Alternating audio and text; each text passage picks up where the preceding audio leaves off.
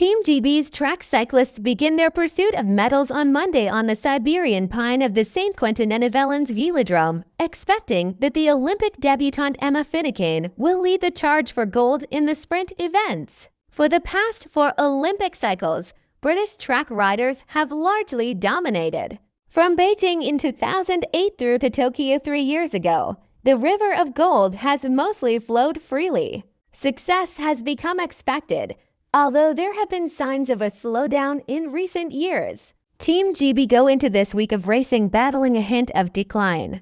Lavra and Jason Kenny, winners of 12 gold medals during their careers, are now retired, and Katie Archibald, seen as their natural heir by some, is resting at home after a freak accident in her garden. Like Lavra Kenny and Victoria Pendleton before her, Finucane is now poised to become the new golden girl of the track, which reflects the strength and depth of the British women's sprint squad. But there remains plenty of medal potential elsewhere. The now retired Kenny has been bullish in her predictions, suggesting that 8 gold medals should be the target for Team GB, a mark that would surpass the achievements of London 2012.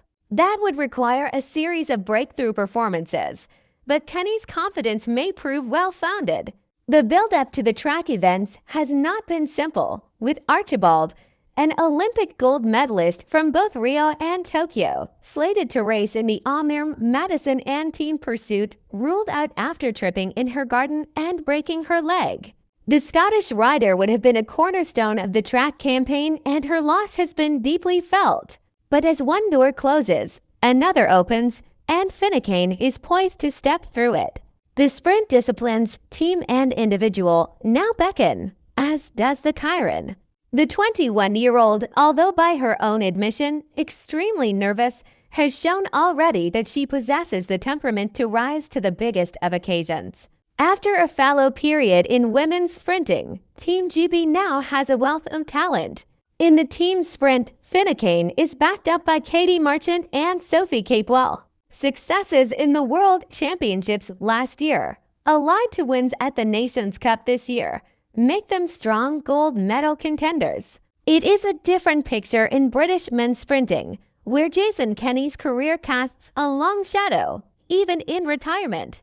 But he will still be trackside, coaching the sprint team in the velodrome. Jack Carlin, who won a silver and bronze medal in Tokyo, will have a big task seeking to overthrow the powerhouse that is the Dutch sprinter Harry Lavriesen in the individual sprint and Chiron. Then, of course, there is the holy grail of track racing, the team pursuit title, targeted by Team GB's endurance squad. The biggest character among the pursuiters is the maverick and innovative Bigam, who, after working as an advisor for Denmark in Tokyo, is back in the Team GB fold. Even though this is his first Olympics for Team GB, Bigam's influence on driving the team pursuiters forward should not be underestimated. If, after years of dominance, there has been a suggestion of slowdown on the part of the endurance squad that has allowed others to overhaul them, the 32-year-old refuses to accept it. The two Ethans, Hayter and Vernon, plus Charlie Tanfield and Ali would all competed in Tokyo. But a crash, coincidentally, while racing against the Danish team, dashed their hopes. Bigam is expecting better this time in track cycling's prestige event. I think a world record, there or thereabouts, is probably what it's going to take to win the team pursuit, he said. I'm very sure we've got the quartet to do that. We're going fast. We're all in a good place. Absolutely, we can do it.